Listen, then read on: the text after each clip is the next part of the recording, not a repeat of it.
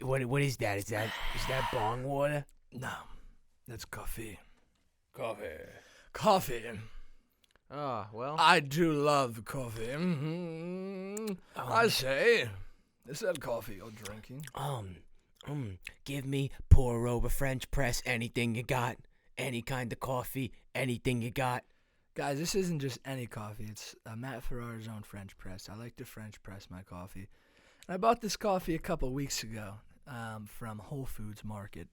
And the reason I bought it is because it was good marketing on their part. It's somehow the coffee of surrealist film director David Lynch. And I'm not joking.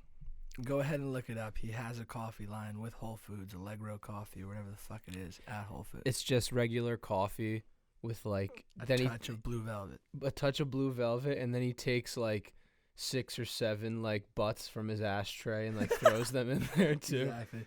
You drink it and then you start talking backwards. I don't know now. That's pretty good. That was pretty good. Dude, how was Astroworld? Oh my God. What an experience, dude. I've just been such a Travis fan, and I bought these tickets months ago and they're in Texas. Yeah, Tekka. So I was like, man, it's going to be a real commitment for me to fly out there and go see my boy Travis do Astro, but well worth it. It was a wild concert. Yeah. Yeah, so we got reports this morning. 8 people got brought on stage with Travis Scott. Really? No. Oh, wow. Yeah. No, yeah, they I did. got to be honest. I was on a lot of dust, so I don't remember anything. Yeah, well, that's what happens when you're in Texas. I feel like it was a pretty pleasant concert, though. What happened? Well, the doors opened, and, how do I say this?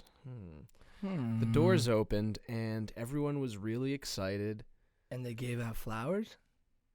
Well, I'm sure flowers will be involved, but not down the road. Down the road, not on a positive note. 8 people got trampled to death when the gates opened. What? Yeah. What? Yep. 8 people at Astroworld. At Astroworld? Also, what's funny? Didn't Astroworld come out my junior year of college? Yeah, because I was a senior. Yeah. So then why is it's fucking? Well, that's just like his thing now. Like his it's like his little festival. I was like, he's really riding this thing. This is the last trip that I'm going to be taking to Astroworld. Dun, dun, dun, For dun. some, that actually became reality. reality. That's so fucked. Imagine you go to like a festival like that.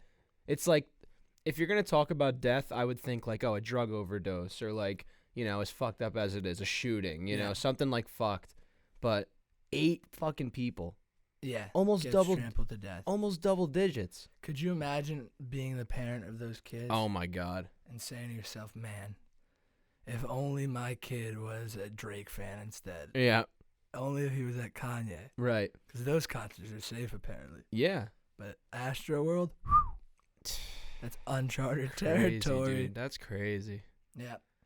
And then, like I was telling you in the car, it was like, I found it funny, but like in a dark way, where it's like 8 people died, but then I see other accounts sharing like Astroworld recap, and it's like all the concerts I and saw stuff. like the concert venue. They were just like, tomorrow's concert is canceled, and it's like, yeah, you think? Were you guys gonna keep it on? Like, I'm sure there was some guy that was like, hear me out. We keep it on, and this time we just put up signs that say, don't trample each other to death. Because I read the report, there's 8 dead, I guess, from trampling or whatnot. Yeah. But it also says hundreds of injured. Yeah, so I don't know. Maybe I don't know all the details, so I'm totally talking out of my ass. Maybe because you said how they were like jumping over barriers. Maybe they were like knocking down barriers and shit, and that injured people. Well, listen, dude, I watched the documentary Woodstock '99 a couple months ago. I know how these festivals can get. Oh yeah, And especially '99. I've had we've already talked about this, I think, on the pod. Like when I was at Panorama, I passed out. I could have fucking died at that thing. Who fucking knows? But then again, like I went to see Here Now in August or whatever that was, September. Just get my water. That was an incredibly pleasant experience. You know what I mean? Like super safe, super spread out. A lot of bathrooms, a lot of water available. So I guess it's just kind of how these things are run, like logistically. But at the same time, like, if I have to fear dying at a concert, I simply won't go. Because No, you know yeah. what, guys? Live music is good. It's not that good. It's not that You good. could just fucking go on your iPhone and literally listen to any song ever made. The one guy in the boardroom that wanted to keep the shows going is like, listen, it's simple. Life happens. Listen, it's simple. Death is a part of life. Those kids knew what they were signing up for when they came to Astroworld. And they're like, sir, but they were 17. Can't we argue that they had plenty of life ahead of them? Yes. Or maybe they were going to die tomorrow. But I could argue, quite factually, that those lives wouldn't have been that great. Let me ask you something, Justine. Has every day after 17 been fucking rainbows and kittens? Gee, you know, when I Life come to gets think of pretty it- hard, doesn't it, Justine? Yeah, I guess when you put it that way. So maybe you could argue that we were doing these fucks a favor. Sir, I'm gonna back Daniel on this. I think we should reschedule tomorrow's shows and keep them at their original times. All right, you heard the lady. She's an intern, sir. We're not doing that. Well, then I'm out of here. Canceled. Yeah, dude. Well, you know, on a serious note, R.I.P. to all those young people. That's Truthfully, RIP. it's fucked up. Have you ever been at a concert and had like a fucked up experience like that? Any danger? We were at the bar last night. You were talking about we had some friends that got into like some nasty fights at concerts. Yeah. I had friends that like got into fights at concert or like concerts or gotten like their asses kicked at concerts. Me personally speaking, I'm trying to think. No, I don't think so. No. Yeah. No, everything's been kosher. I mean, there's been weirder concerts over others, like Dead and Company. You could think you're gonna die at any moment. Yeah. You know, some guy's gonna be like, "Oh, you needed water," and then it's just like anthrax. Yeah. I was just talking to a buddy about a Dead and Company concert, and he said his brother was there, and some hippie gave him like 6 hits of acid, and none of them were working. And I'm like, your brother probably almost tripped to death, but he apparently said like he never tripped. Well, that's good. Yeah. Because if he took all those and then like they just took long to activate, that would not have been good. He's gonna like crack his knuckles one day in 3 years and just fucking trip to the Yeah. It's like that one cop years ago. You remember like that viral video? Like he like, I think it was on Vice or something. The cop raided an LSD lab and like something broke and it was like in the air and he inhaled like, No. they said it was like 1,200 hits of acid he inhaled. And he had to like go into the hospital for like 2 days straight. They just kept him in a hospital with IV in a dark room just to like let it run its course. And like to this day now he has like these tics and shit. Yeah, acid's fucked up. I remember there was a couple years ago, there was a news report that like there was these guys smuggling a lot of drugs across the border, and they had just a full soda bottle full of liquid acid, and a border agent made them take a sip to prove it wasn't drugs, which like they really should not do. Yeah. And the kid died. Yeah, because you can't just drink. And then there was wasn't there like a 500 ways to die, or like I forget if it was true or it was like nonsense 500 ways to die, where a guy just took a shirt and just totally dipped it in liquid acid and tried to bring it across the border, because then you could just chop up the shirt into little pieces. Right. You got 1 billion hits of acid. Yeah. But because he was sweating and shit, it soaked into his skin, and Oh, he was my at an airport God. and just tripped out and died. Yeah, that's fucked. I can't remember. I think that was on 500 Ways to Die, which was a show. I don't know if anyone remembers that show. I used to watch it all the time in middle school. It was disgusting and horrible. And they were like, we changed the name of the people to protect the families. But I'm pretty sure 90% of them were false, because there was just no way. They'd be like, here's a real doctor to talk about it. And it's some fucking like wop, like Italian, like, when your head gets hit real hard, what happens is your brain bounces around inside your skull and you'll die. And I'm like, well, it sounds legit to me. But it was always like, it would always make these people sound like terrible people, so you didn't feel bad they died. It's Right. like, this girl was trying to fuck, but the man couldn't please her, so she went into her own tent and started finger blasting herself. But then a gust of wind came and flew the tent 500 yards, and her head smacked on a fucking cliff, and she died. What about my favorite one? Like the only one that I can remember, quite honest. Well, I remember two. There was like the forklift one, but I also remember the guy with the little dick. Like that one you can never forget. What was that? He was like he frequented like nightclubs and stuff, and like he would always like get like pretty far with these chicks, but then they would realize he has like a really small penis, and they would like be like, a small penis. And so what he did is he tied a sausage to his cock, like a 6-inch sausage, so that like when girls like felt on him in the club, they'd feel like a big dick. And he ended up cutting off his circulation. Oh yeah. And he like died because he got like erect. A girl like got him aroused. Yeah. And he died. Like, he had like a blood clot. There's no shot any of those are ever true. Yeah. Well, if that's how someone goes out, you probably deserve it. Always something like that, or shoving something up your ass and dying. There was one where like, and I know for a fact some of them are false because I've spoken to like people that would know. Like there was one where this like guy was getting an MRI or an X-ray on his brain or some shit, and the X-ray technician was like fucking the nurse on the machine and just hitting the button 1,000 times, and his brain was just getting radiated. I'm like, that's not good. Dude, yeah, what? Yeah. There was one where like this guy was like tripping acid at a furry party and like thought a real bear was like some girl dressed as a bear and tried to fuck a bear, and the bear murdered him. That show is fucked up. There's no remnants of it left either. Like you never see reruns. No, because they were like, this is in the age of misinformation. Yeah, like, it we was can't smut, put this out. and it was like these are all true, and I'm like, they're not true. Dude, 500 Ways to Die, Snapple Facts, and Uber Facts all live within the same universe. Like, you know Uber Facts, how like they're like blue check verified and all that. Yeah. I saw something like this was probably during quarantine. It was like 80% of the facts that have been shared by Uber Facts aren't true, but they're like a verified thing. There was always that myth, and I don't know if it's true, that the first Snapple fact or the second Snapple fact, because you know how they were numbered, was like 50% of Snapple facts are false. Yeah, I wouldn't be surprised. They're crazy sometimes. Yeah, I don't know. Entertaining though. Entertaining. I love a good fact. Yeah.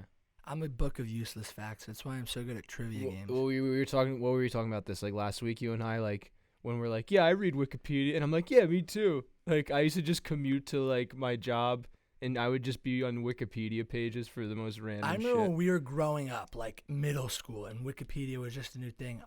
Every teacher would be like, don't use that as a source because it's crowdsourced, and a lot of it's false.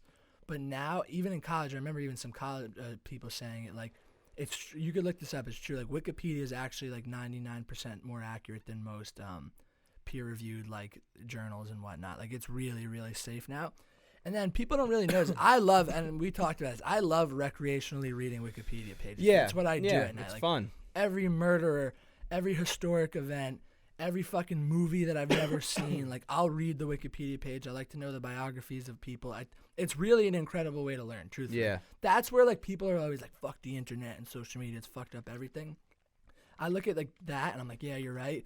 But then if you think about Wikipedia and its essence, like I have the entire history of the world's knowledge at my fingertips. Yeah, at and you have a full encyclopedia that's always being updated. Which is incredible. And they make it easy to read. Oh, like the way everything is so categorized. And then a couple years ago, I don't know if I signed up, whatever the case was, but people don't realize this, but Wikipedia has no ads at all. Like it's really ad free. Yeah, you have to donate. Yeah. And they'll reach out to you and ask to donate. Be like, listen, we do this for you guys. Like just donate. And I've donated like $5 to them. Same. They like same. Still hit me up and like, could you donate again? I'm like, nah, I give you guys $5. You'll be fine. Well, yeah. If you look at it that way, you gave $5, I gave $5. That's $10 already. Yeah. As long as like a few million people give that dollar. Or I would $5. hope someone's giving them like grants and shit too, because like it is great. Like who doesn't like Wikipedia? Well, like, what other source would you go to just find like information on something? Dude, all I'm saying is this: we're about to have a lot of new Wikipedia information for Hasbulla, and for Hasbulla versus Abdu. Guys, Hasbulla's back. Me and Joey have been talking about it. He's been out of the headlines for a bit. We've honestly, to be quite honest, like compared to how much we talked about him in the first, we've been very slow to the punch. Like we're like a week or two after all the news. And you know, like you think. No, I guess because last weekend was when he was at the UFC match, right? Right. So it was after we did the pod. Yeah, because last week we weren't even at the pod. Right. We took off. Yeah, we took off. Our friends Jerry and Tony took over. I heard it was a great episode. They crushed it. I listened to it. People are arguing that it's the best episode yet. Well. Have you heard that?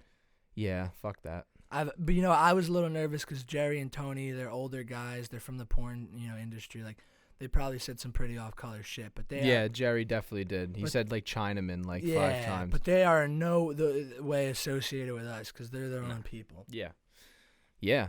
But fuck, yeah, Hasbulla, back. exciting. He was at UFC in Dubai or Abu Dhabi. Abu Dhabi, yeah. And so was Abdu, and they were like getting into a little scuffle in between matches. I think Dana White caught the fucking Hasbulla fever, and he's in on it. Well, he went for the event, and one of the main things of that trip was to meet Hasbulla. They flew Hasbulla out. They probably had their meeting, signed the contract. Well, you saw the DMs, right? Yeah. That was between Dana White and I believe Hasbulla's handler. Yeah, his handler. I'm pretty sure he's family with Khabib. This guy, I should know all this. We should know all of this, but we do a lot of research before we come on. But pretty much, he's just saying how they want to. UFC wants to host it, a UFC event. It was something along the lines of they want to buy the right to the fight for like $1.5 million. So like I think they want to just pay them straight up $1.5 million just to have the right to show that all fight. I'm hearing is that the Hasbulla Abdu Rozik fight is happening.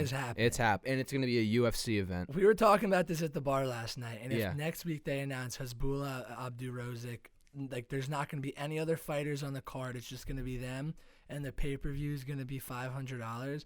I would be like, here's the $1,000. Literally, give me it. I would pay for it. I wouldn't try to bootleg it. I would give all my money to it. Dude, take all my money. Because I don't know if for our early listeners and fans, for a while this podcast was seeming to be exclusively a Hasbulla update podcast. Yeah, that was mostly what we talked about. Well, when you and I first ventured out, we were like, okay, we could go like there was like 3 routes we could go.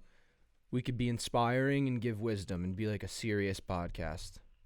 We can be funny, comedic, satire, and give dashes of wisdom through that. Or we can be a Hasbulla update page and podcast. And dude, exclusively dedicated. We were very close to doing just that. We really were. Like, not even being ironic. We were 100% very close to being a Hasbulla podcast. Like the Hasbulla Fever show. Dude, you know what I didn't think about? I'm fucking regretting it now, nor did I see it. I wonder if there had to be Hasbulla Halloween costumes this year, right? Wow. We could have been little red cap. Yep. He was rocking a black one at the UFC. I know. I was hyped. He was in the pool. Like, he was living the good life. You could tell this is his first, probably the first time they let him out of Russia. Dude, he's adorable. What do you think he said? Wait. He was like, "Fuck you, Fredo." Well, I love it. He just he punches everyone. It's in the great. face. It's like his thing. I forgot what fight it was. It was Cormier. Daniel Cormier was with him, and he's like, "You the champ, and he's like, "Yes, fuck you." And then at the end, just throws a jab right at his face. Punches him right in the face. All right, folks. Support for the Good Crack podcast is brought to you by Manscaped, the world's greatest below the belt grooming ever think thing. Arguably just the best grooming product of all time. You know what? Like, they want us to read off the cue card. We're not going to read off the cue card because, I mean, listen, we can tell you guys, over 2 million men use this fucking product and they love it. I shave my sack with it. I shave my face with it. I shave my body with it. It's fucking incredible. A lot of times when you hear these people talk about ads, they don't actually use the product. Yeah.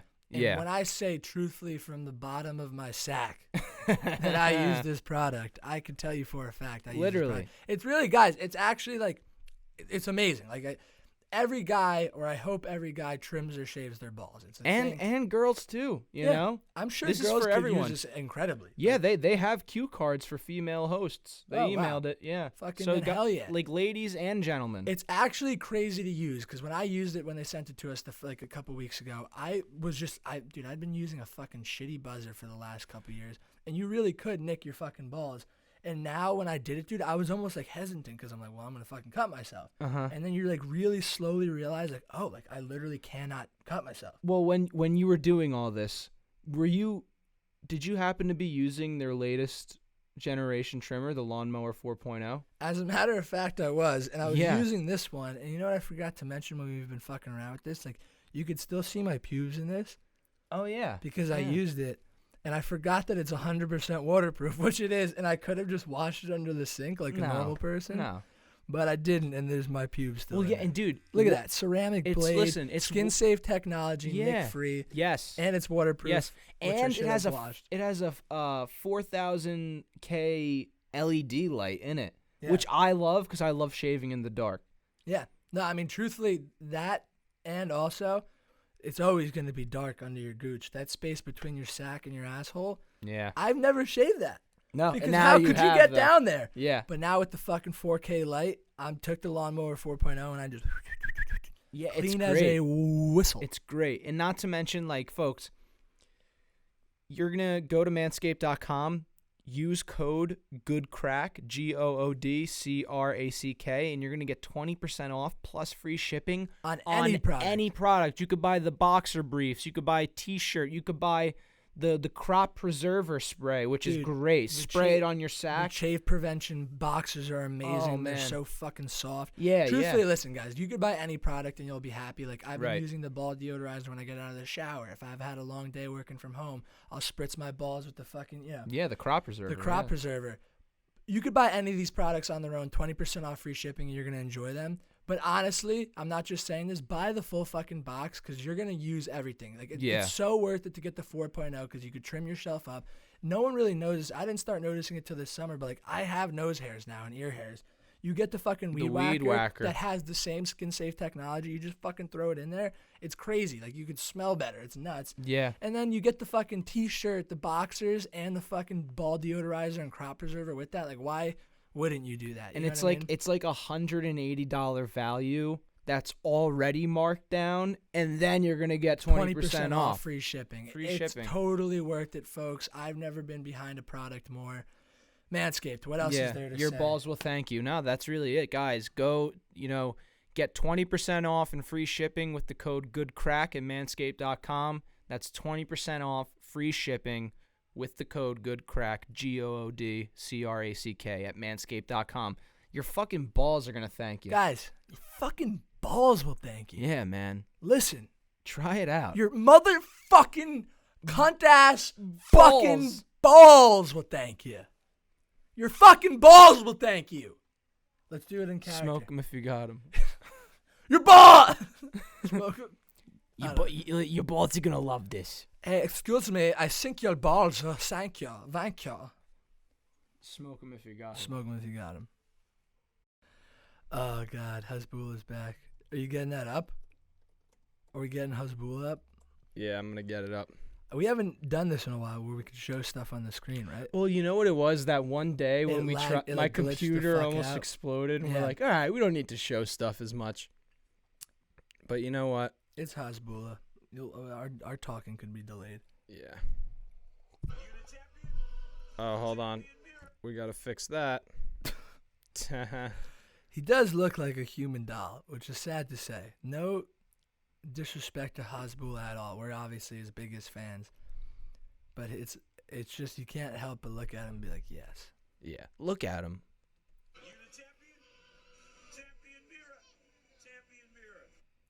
You see that little jet? Oh, that's extra. He is the best. Just look at that last frame. Hasbulla. God damn it. I couldn't get Knocks it. him. That was great, though. So Hasbulla's back, folks. He's going to come to New York City and he's going to kill Cuomo. Yo, that would be dope. What is he going to say? Do his catchphrase that you invented for him. Which one? Hasbulla? No, Fredo. Fredo? Fuck you, Fredo. Oh, fuck you, Fredo. And just then- shoots him In the on live street. television. Yeah. It's like the Cuomo comeback tour, and he's on Jimmy Fallon. Como come back to it. And he's on Jimmy Fallon. They bring him out, and they're playing like the song, like the spaghetti song. Bum ba dum ba dum ba dum ba dum.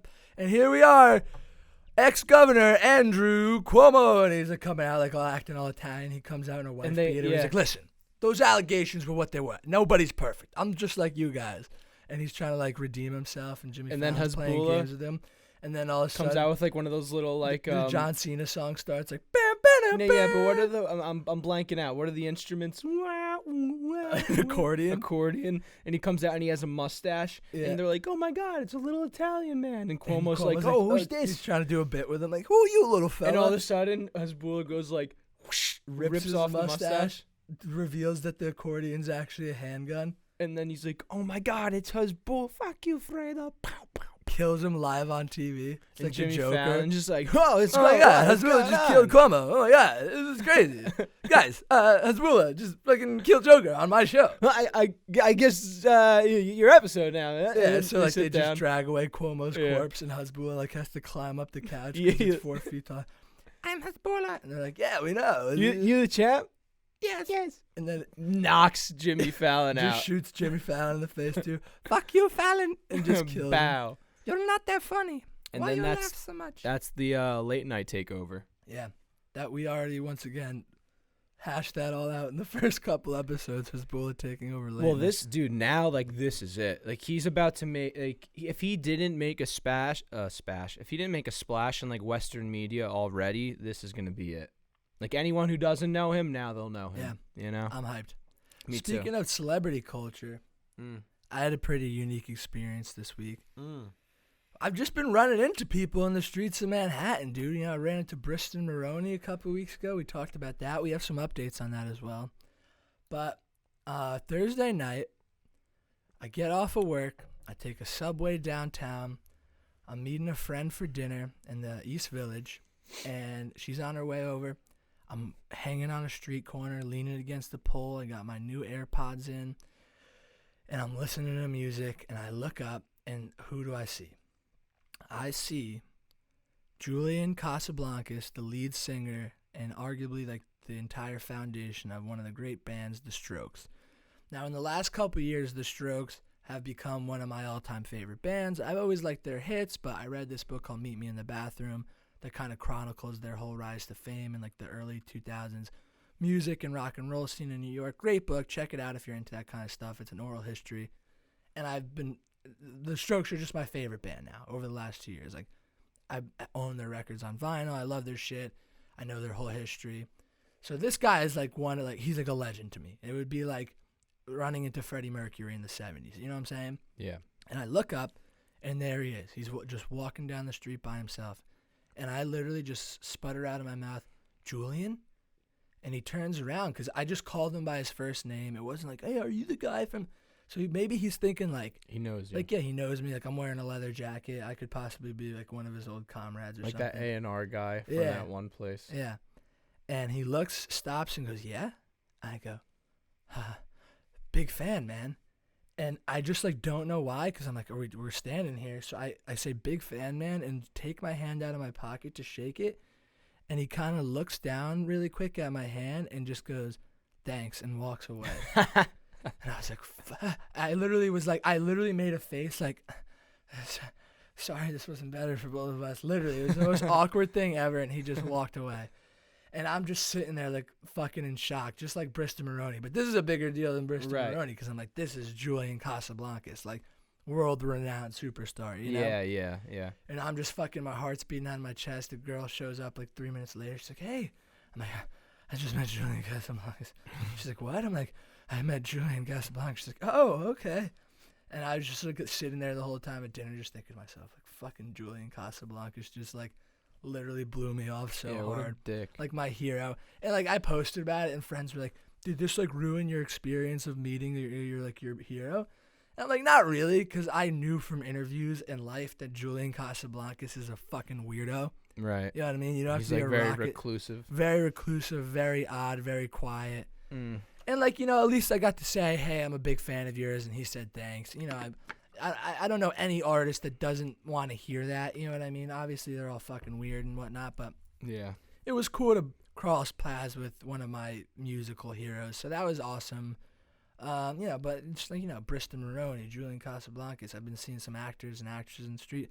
You know, we're in the scene now, dude. So I guess this is how it happens. That's how it goes when you have like a podcast and do stand up and make Have you ever met movies. any of your heroes or like someone you really looked up to? Did I ever tell you? I mentioned on here that I met Michael Shannon, and that was a really cool experience. I don't know if I ever did talk about I that. don't know if you talked about it on here. I obviously know, Yeah. but I don't know if you talked about it on here. That's cool. Yeah, that was another one where like I was interning for a very big company. Can't name any names because I signed an NDA and they said they'd sue me for $1 million. But it was a big film production company for an actor, and it was kind of based around this A-list actor that you all know. And I got to go to the Christmas party because I was interning in that season. There was a lot of big actors and actresses and celebrities there. And all of a sudden, I'm like hanging out by the door, and I see Michael Shannon walked in. And if you don't know who that is by name, you know who it is for sure. He like plays the bad guy in a lot of movies, but he's just, I think, a brilliant actor. But he's another one that's like, I know from interviews, is very awkward, very reclusive. And I was there with another intern, and she's like, fuck it, I'm going to go talk to blah, blah, blah, who is our boss, because she's like, hadn't really had a real conversation yet. And he was talking to Michael Shannon. And we're like all a couple glasses of wine deep. This is near the end of the night. And she goes and interrupts their conversation. Like, this is an A-list superstar and Michael Shannon, who he's worked with, talking, and she just interrupts. And I'm like, what are you fucking doing? So I just see Michael Shannon watching as this fucking, 21-year-old intern just interrupts their conversation to talk to the guy. And I stagger over to him like, sorry, man, fucking interns, right? Like, he's like, yeah. And I'm like, hey, man, I just wanted to say, like, big fan. And he shook my hand. So he's already better than Good Julian guy. Casablancas. Classy. And I thought that was going to be the end of the conversation because, once again, he's very awkward and quiet. And then out of nowhere, he's like, where are you from? I'm like, is Michael Shannon, like, trying to talk to me right now? I'm like, oh, well, I'm from Jersey. I go to Montclair State. Like, I'm an intern here. He's like, oh, I know Montclair. I'm like, oh, nice. Once again, thought that was going to be the end of the conversation. He's like, yeah, I listen to a jazz station every morning in the area around there in Newark. I'm like, oh, I know Newark. I know the jazz station you're talking about. And then I actually knew he listened to that jazz station because I heard him mention it on a podcast, and I almost said, like, oh, yeah, I knew that because I stalk you. But then I didn't. And then, he kept, like, talking to me, and I was like, well, listen, man, like, it was such a fucking incredible, like you really mean a lot to me. And you could tell he understood that, and it meant a lot for me to be talking to him. And it just did mean the world to me because, A, he was very nice, very cordial, and, like, he could, it's nice when, like, without me fucking blabbering on, like, blah, blah, blah, like, and you and this, and you inspire me. Like, you could tell just from, like, the little things I said to him and how I was talking to him that he knew that I was actually a fan. For sure. And that, like, I'm an actor, and that means a lot to him. So that was an awesome experience. And Michael Shannon, God bless your soul, sir. You can totally fanboy out on people like that as long as you do it in a very, like, calm and cordial way. It's like if you were like, oh yeah, well I knew that because like that like then you would be like, oh man, But when you're nonchalant, cool about it, and it's like different than meeting someone in the street because then it's like, who's this fucking schmuck versus we're like, right. I'm at this exclusive party that he's also at. But at the same time, you're exactly right because if I went up to him and was an asshole like and was gushing, he would have been what the fuck. Like, but I remember I was standing at the door when he walked in. Because me and this one intern girl were picked because we were the most sociable to, like, welcome everyone. And, like, you make sure all, like, the celebrities knew where to, like, put their coats and shit. And he walks in, and some guy who was, like, an older guy who, like, I had no idea. He wasn't, like, an actor or anyone, but he must have been, like, a producer or some hot shot. And he walks up to Mike as soon as he walks in. He's like, Michael, how the hell are you? And he's like, good. I don't know. I forgot exactly the dialogue, but he said the most Mike Shannon thing in the world. He's like, we got to get together soon. He's like, nah, I don't think so, and just walked away. Like, totally blew this fucking guy off. It was the coolest thing ever. I'm like, that's fucking Michael. He's like, I don't want anything to do with this exactly. suit. And he did it in, like, the coolest way possible. I'm like, fuck yeah, that's dude, Mike cool. Shannon. But sorry, did you meet any of your heroes ever? Anyone really cool? I met my biggest hero ever as far as acting goes, and I got to meet him on set while I was working, and it was Matthew Lawrence. I got to meet him on set of my friend Michael's film, Man Behind the Camera. Tell us who that is. Well, who isn't he? Who isn't he? Matthew Lawrence, Boy Meets World, or Saved by the Bell. No, Boy Meets World. Yeah, Jesus. Yeah. Yeah, he's not my biggest What hero. was his character on Saved by the Bell called? Matthew Lawrence. He was like the friend that was like. He was like the heartthrob. Like every girl was. He was also in Mrs. Doubtfire. He was the son. Williams. Yeah. His character's name was Alex, Dennis, Danny. Fuck. Jack Hunter. Jack. Yeah. Jack. Yeah. No, yeah, he's not my biggest hero, but I got. Yeah, you worked with him pretty heavily on that film. Well, it was cool because I got to like the point of like a personal like relationship, friendship. Like he fucking knew my name and would say hello every morning and we'd bullshit. But like actually speaking, it doesn't even have to be like an actor, like just anyone that's like of celebrity status. All right, that, like, has meant a lot to you. Yeah, like I was telling you last actor, night. Filmmaker. I mean. So when I was in middle school, my buddy Mejdi, his mom was a big fan of comedy. They were always getting comedy tickets. And in middle school, she got us tickets to Charlie Murphy at Caroline's, and that was Eddie Murphy's brother. For those of you who don't know, and big part of the Chappelle Show. Yep, arguably one of the funniest parts of it. Yep, and so we went to see him, and this must have been maybe 5 or 6 years before he passed. No, maybe a little longer, maybe like 7, 8. But we went and saw him, and that was cool. I got to meet him after the show, chat with him for a sec. He signed my shirt because I bought like a merch shirt. But the funniest thing and most notable thing with like celebrities that I experienced was with that same group of people. A year later, we went to Caroline's again, and we went to see Tracy Morgan. Tracy Morgan. Yeah, Tracy Morgan. Oh, y'all like psychology? Tracy Morgan. Yeah, literally. And we went to see him and Artie Fuqua, the comedian. And we went to this show, and I had to have been, I think actually it was my freshman year of high school. And so we're going to this show. I went with my friend, his older brother, his older cousin, and then another one of our friends. But me and my other buddy, we were the youngest. Like I was 14. Oh wow! So you might have been a freshman in high school. Yeah, and then Medj was like, he was in 7th grade, so he was like 12 or 13. And so we went to the show. Immediately, Artie Fuqua like called us out. Like when he's doing crowd work, he's just like, "What the fuck are they doing here?" And he's like, "They ride the bike home together. He sits on the handlebars," and he was making fun of us. But Tracy Morgan comes out, and he's killing. And he like made note of us in the beginning, like, "This is a fucking adult show and shit." And we're like, "Ha ha." And mind you, I ate like a brownie and a half, like a edible brownie. Yeah. And I was Chanowski'd, like I was blasted. You were ham-steaked. Yeah, but like having the time, like just laughing and having so much fun. This was where Caroline's, you said? Caroline's, yeah. And so in his, he gets to this point and he's talking about like, he like calls us out and he's like, "I bet you ain't even fucked before," or something like that. And then like turns away and like starts talking more. And so I'm sitting there and I don't know what came in me, but what came in me, Tracy Morgan did. No, but I don't know what inside of me made me want to do it, but I was like, I literally just shout out. I'm like, "I get pussy." And he literally stops what he's saying and like whips his head and he's like, "What the fuck did you just say?" And I'm like, "I get pussy." And he was like, "Oh, hold on. Okay." He's like, "All right." He's like, can you guys bring me a chair?"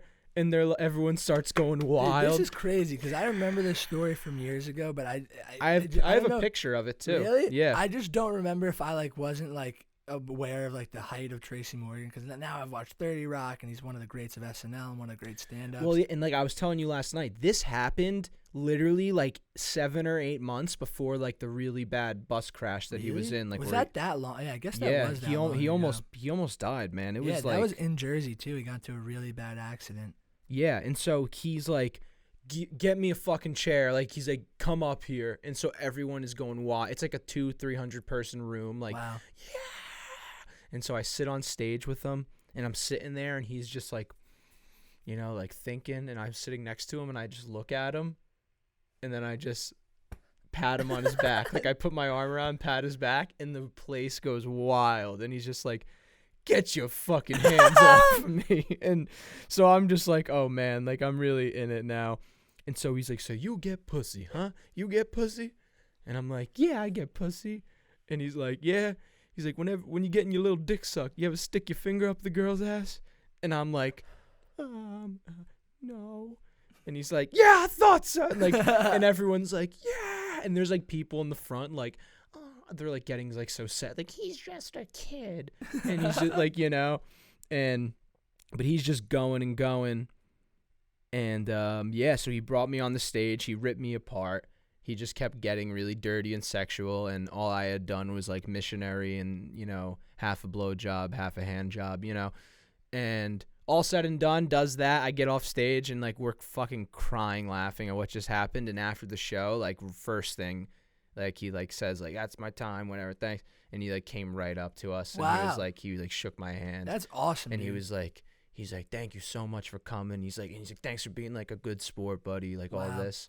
Dude, it's crazy because, like, we had so much run-ins with stand-up comedy in our young days because, like, we just always liked stand-up. I remember us always, like, really appreciating it, going to shows. Yeah, definitely. Like, a very Wayne thing, which is where we're from in New Jersey, is after junior prom because you can't really do anything as a 17. I wish we did this at Valley because I know you guys don't do this? No, we just get drunk on a party bus. Yeah, so there's two high schools in our town. Holy fuck, dude. Yeah. How do I not remember that? We got to put that in the Charlie pod. Murphy. We're going to put that on, like, when you made the thing with all the pictures? That'll be good for the story. Yeah. So we have two high schools in our town, and we all have our own traditions that have been going for years and years and years. And so we have a junior formal, which is like junior prom, and then a senior prom. And we have very specific traditions for all of them. So after junior prom, since we can't do anything because we're 17, we get back from the formal. We take our suits off, put on, like, party clothes. We all get our alcohol that we somehow procured. I had a flask of scotch because I was a fucking idiot kid. And we get on a party bus, right? Some fucking stupid parents signs for a bunch of fucking, like, 50 kids to go on it's a party crazy. bus. Yo, when you look back on it, it's like it's whatever nuts. parent did this had a sack. Oh, dude. And then this is the funniest part. So this is a unique experience where the bus is picking us up in the fucking parking lot of the Wayne Hills Diner. We all have our booze. We all have our shit. We're walking on like our shit don't stink. We already paid for a party bus. And the bouncer of the party bus, like the guy that's not driving but has to, like, make sure all these fucking kids don't die, is like fucking screaming like, there's alcohol. Fucking, I'm taking all of it. Blah, blah, blah. Screaming, like, yelling at the parents. He's like, I'm confiscating all the alcohol. The parents are like, oh, fuck, yeah. Like, damn right. They know. Like, our kids are drinking. Like, yeah, fuck that. I already know. I feel like I know where this is going. The parents are like, what the fuck? So he walks away. And then the guy's like, as soon as the parents are gone, he's like, all right, I was just fucking with you kids. He's like, you all are going to pay me $20 right now and you get all your booze back. Let's get fucked up. And we're like, oh my God, yeah. We're like, yeah. So that was a hilarious way to start the night. So we're drinking, and then the party bus just takes us. It's so weird. Just drives us into New York City so we could drink and act like assholes on this party bus. And then our experience, I know this is different than yours, it takes us to Dangerfield's Comedy Club on the Upper West Side or East Side, yeah, which I think might be closed now. It is closed. Wow. It's still there, and the banner and everything's still up, but it's empty. For those of you that don't know, that was like Rodney Dangerfield, famous comedian's comedy club. And the whole reason we went there is because you didn't have to be 21 to get in. It was just a comedy club. So you all go, you pay your price to get in. There's just like 100 of us packed in this comedy club with pretty lackluster comedians. I still remember the one that was there the night there, and they fuck with us, and it's a lot of fun, but we're just all hammered. Who's throwing up, who's doing what. But, yeah, like that running with comedy, I would always see live comedy. I would, meet comedians and shit, but, like, the amount of podcasts we listen to. Yeah, yeah. And now, like, we even the same story I say with Carney. Like, a year ago, before I even thought about doing stand-up comedy, I saw Tim Dillon at his first show back from COVID, and Dan Carney opened with him. Right. And then, like, literally on Wednesday night, I was performing with Carney. Yeah. You know what I'm saying? On the same it's stage. funny how it goes. So it's weird now that, like, we're in the scene, and it's like that story about Tracy Morgan is legendary, and it's like, you tell that to any comic today, they're like, what the fuck? That's incredible. Yeah. But back then, that was just like a cool experience, but now it's like, that's gold for us because, like, we're in it. Well, dude, look at you did your first show this past Tuesday at Aggressively Chill, which it was fucking awesome. You killed it. Shout out to Dean, David, and Alex for sharing. Like, they invited me to be on a show, which I feel like is pretty atypical for someone as early in the game as I am. But, they didn't ask me to do 10. They asked me to do a quick 5, and I did my best 5. And you did like 8 because I have to send you the video still. No, but I'm saying, which is great. Like you almost did the full 10. And it was an incredible experience because it was a real audience, and I think I did pretty well. And dude, you shared the stage. Derek Gaines. So I was supposed to be 4th on the list, which I'm like, great. I get to go early. This is great. My friends came to see me. Like, they don't have to wait all night. But then tell the folks what happened. Yeah, dude. Derek Gaines. Big comedian. You've seen him everywhere. He does Brooklyn Comedy Club like regularly. He's been on so much stuff.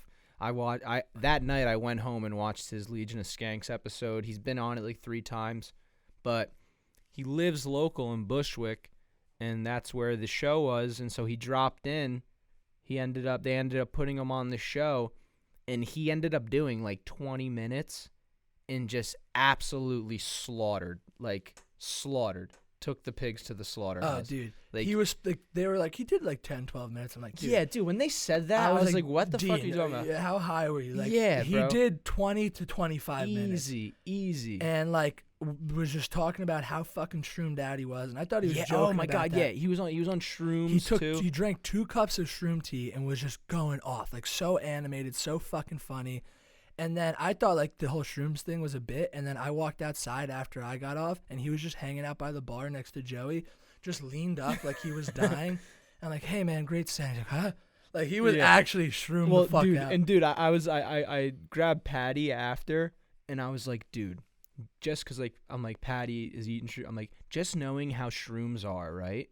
Can you imagine the explosion of euphoria? Like after he left that stage, like he literally slaughtered it. He must have walked outside and felt like he said incredible. Like, 'cause I saw him leave right after incredible. that, and then I came back like 20 minutes later, and he's sitting next to you at the bar, and I said like, what's up, man? And he's like clearly shroomed out, and we were like, great set, and he's like, he literally said to us like, dude, I've never done that before. Yeah. I've never had an experience dude, like he that. must have just been. He was like, I don't know what that was. Like, I was on shrooms, but I crushed it, and I was just going off, man.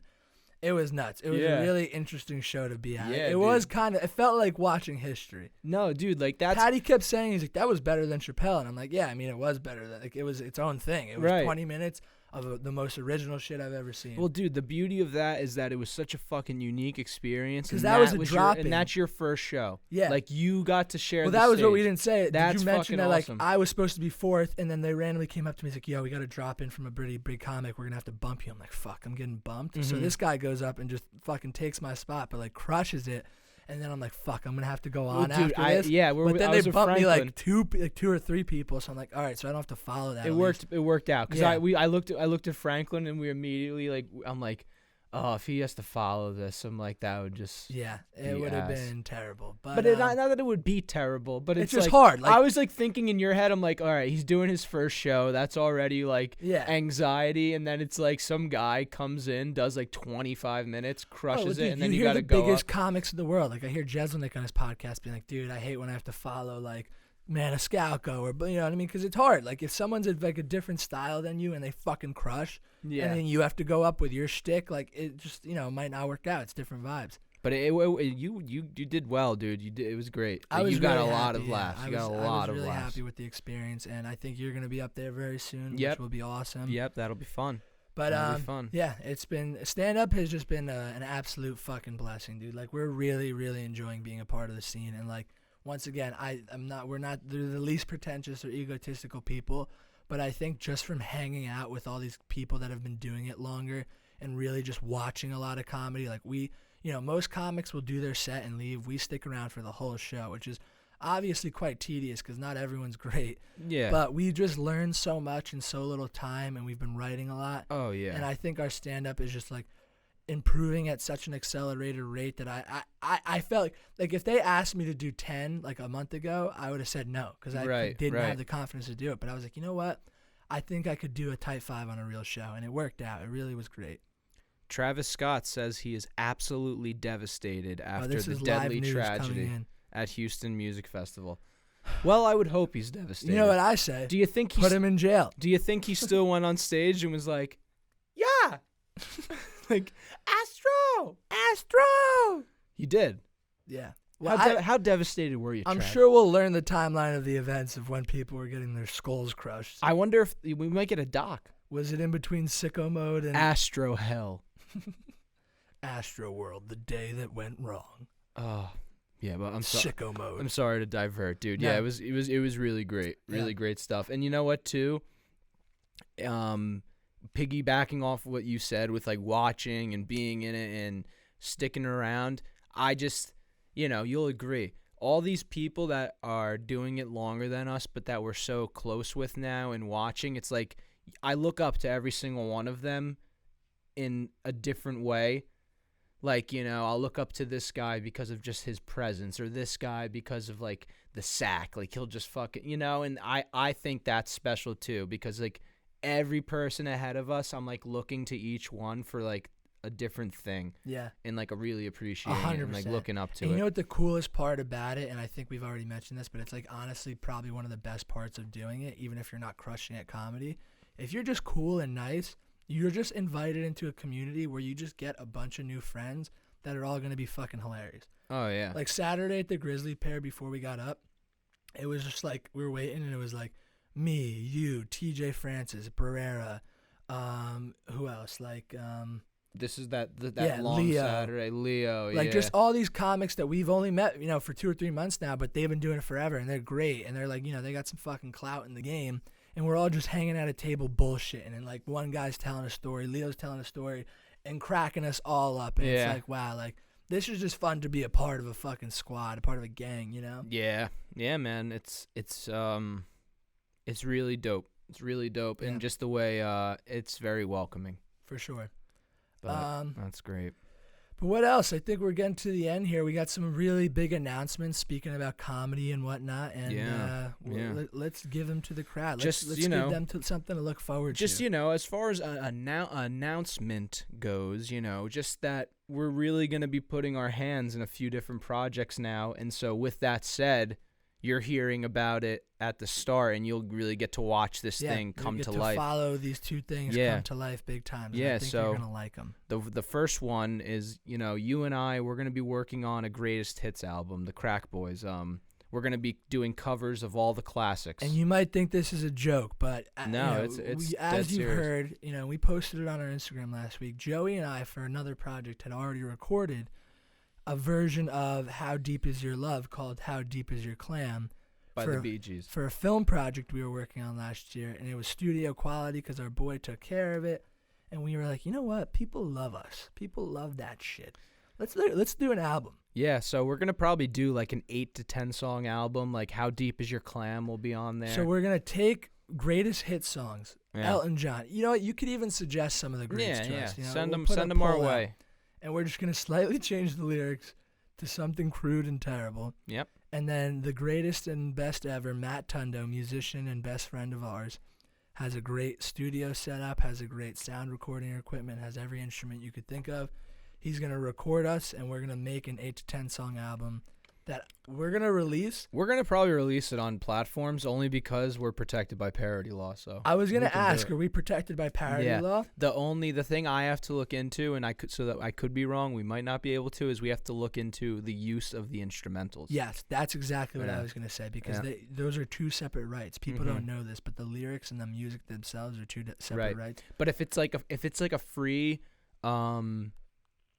if it's like a free karaoke thing or something like that, those are already. That's what I'm saying. You get full rights to those. Because so we those might be are already fine. altered already. Yes. Yeah. Wow. Yeah. So yeah, we're just get hyped for that. We're gonna release an album. Do that. You know, and you're then gonna get to listen to an 8 to 10 song album of bangers from me and Joey. Yeah. And then what else we got going on?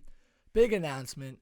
As you've heard on here many times, we have a long running joke in our friend group about friends of friends fucking each other's wives. It's a joke. It's kind of real. It's, you know, and over the years it's amalgamated into different things. Our favorite being like the classic 1940s, 50s like style play of like a guy coming home like, "Honey, what are you doing? Roger, you're fucking my wife," you know, like the 1950s play type stuff. You know, we've already done that bit a couple of times on this show. You know it. Yeah, you know. So me and Joey were thinking, I was thinking to myself, I was like, how do we turn that into something?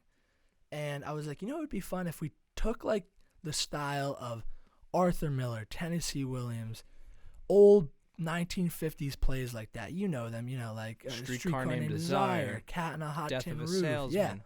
And we made a play, a shorter one, like an hour-long play called Hey, That's My Wife. And what it would be about is two couples who are just fucking each other's wives and just having rampant affairs.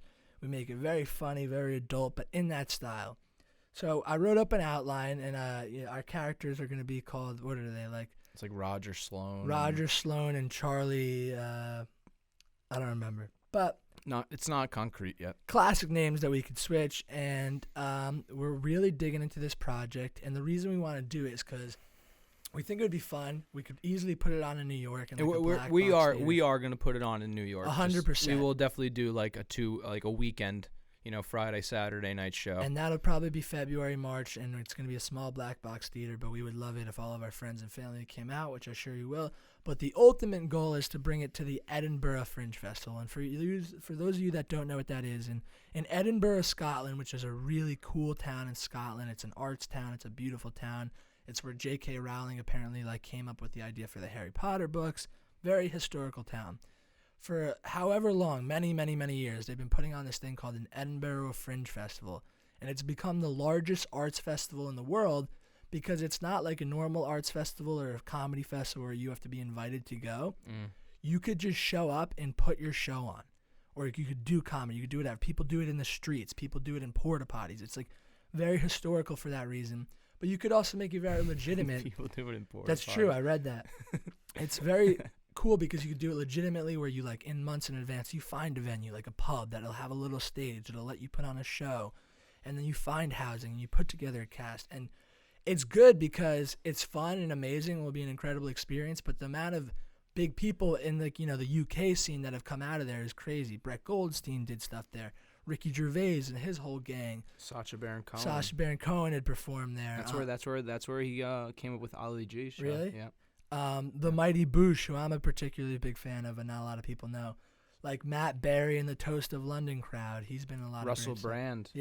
Yeah, because Russell Brand got kicked out of it one year because he fucking I think he threw these hecklers. He went off, and then he took a year or two off and came back, and apparently came back and just crushed. Really? Crushed it. Yeah. So yeah, because you could do stand up, you could do whatever, you could put on a play, musicals and whatnot. It's a lot. Stand up is one of the bigger things. Yeah. So we're like, that would be fucking incredible experience. We write this play, we get it going. The Brits would love this shit if we write it good. So our ultimate goal is to bring Hey, That's My Wife, the play, to the Edinburgh Fringe Festival in August, and we're really hoping that's going to happen. But as our time in comedy, we ran into a friend of ours, a fellow comedian. And from our first time doing stand-up, we saw this guy. And I think me and Joey both agree he's just fucking the tops. He's one of the guys that we're really looking up to right now because he's just always funny, has been doing it for years. Risk taker. Yeah. Just, A man by the name of Ryan O'Toole, a native Bostonian. He's a really fucking funny and great guy. And just getting to know him over the last couple months, we found out that he is originally from acting. He came from acting. He told us this weekend or this week when we met up with him that he was took it as a punishment in the high school and acting class, fell in love with it, pursued it, started doing improv, then came to New York and got into the Lee Strasberg School of Acting, which is one of the fucking best method acting studios in the world. It's one of the OG ones. So we brought the idea up to him, and he was jazzed, which we were super excited about because we like this guy and we think he's just a character on his own and he could fit into everything. And just finding out he's a trained method actor as well, fuck yeah. So we met up with him this week to pitch him the idea, and he's all in. So the cast would be me and Joey, and then the two actresses playing our wives. And then we're writing this very special character for Ryan O'Toole, who would be our boss, our 1950s New York City boss. Yeah. Who's got a cigar hanging out of his mouth and a glass of overflowing scotch. And it's listen, boys, I'll fucking tell you about World War I, Yeah. And he's all in. He just left for L.A. yesterday, actually. Yep. He's going to be gone for a month doing stand-up out there, so if we have any L.A. friends, go see him out there with SB. Go see him in SB Riva de Nera. But we're looking like we're doing this. We're going to start writing it. The goal is to have a really good draft finished and written by January, start workshopping it, have the New York run ready to go by late February, March, April, and film that, get some nice clout from that, and then get everything set up so that we could be good to go for Edinburgh by August. Yeah, so that's gonna be fucking fun, man. Yeah. Just tons of fun projects in the ether right now. Yeah, what else? I mean, we've also been saying we're gonna do sketches for months now, but yeah, we've been very busy with stuff. But we will get that in. We will be getting that in soon. Yep. But what else, Joe? Shit, man. That's really it for me. Nothing too nothing's gonna blow your mind this week, folks. But Listen, it's supplementary. I would argue that this episode was good crack. This might be better than Jerry and Tony's. I don't know. I actually haven't listened, but I heard Jerry and Tony were very funny. I watched the clip about them going to Broadway. Yeah. They seem to be fans of the theater. Yeah, they're definitely fans of a lot of things, to put it simply. I don't think that'll be the last you hear of them. No, they'll be back. Yeah, Because we're gonna need time off. for sure. I mean, how many we poisoned so many kids last weekend because of all that time off. Yeah. We were giving like, weed infused candy to kids. And 321 cigarettes out on Halloween. Yep. You know, like when there's a bowl of candy, then it's like, take one, please. Like, help yourself. We just had a bowl of 321 cigarettes and it said, take as many as you want, kids. Yep. And smoke them. Don't take the lighter. Smoke them if you got them. Smoke them if you got 'em, folks. Instagram, fucking TikTok, all, Follow us. same old shit. We'll see you next week. See you next week. Wow, this is great. Hello to everyone. Yeah, we just want to give another shout out to one of our favorite sponsors, 321 Cigarettes. 321 cigarettes. 321 reason to smoke cigarettes. They're so much fun Yeah, and this is the new line. This is the Delta 8 line. for 321.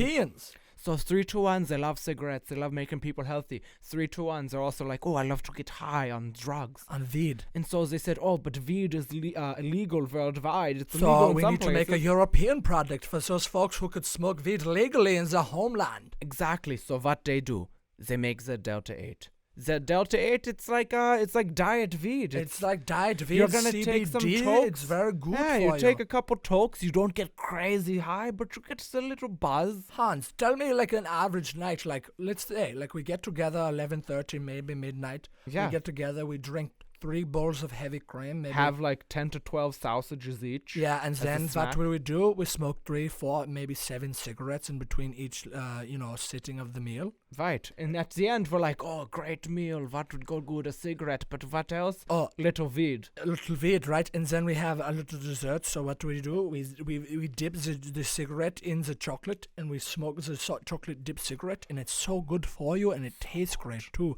People don't know this, but 321 is the only dessert cigarette that you could dip in chocolates and vanilla, in other, creams, and you could still smoke it, and it tastes great. And then you can rub it all over yourself. I like to rub it On all your of the face. chocolate. Yeah. Wow. Yeah, but so it's crazy, it's great, it's sexual. It's new, it's sexual. Like you bring it to the Um, clubs, you go. yeah. "Mm-mm." You just say, what, you want to get high, but legally speaking, and not like too high, but like a little buzz? Good enough high. Smoke this Delta 8. 321 cigarettes, folks. Now with Delta 8 weed in them in Europe. For Right. fun, for everybody. So, folks, you're going to go to www.321cigarettes.com/crack, and you're going to use the code European Best Ever to get, what it is, like, I think like 69, maybe 70, maybe 82% off the cigarettes. yeah, and 8 extra packs of Delta 8. Yes, you get 8 extra packs of Delta 8 with this code. Yes. So, And free international shipping. yeah, so fucking zoo that. Just fucking do it, you fucking bitch. 321 cigarettes. 3, 2, 1 reason to smoke Smoke cigarettes. cigarettes in Europe. Smoke them if You you've got got them, them. folks.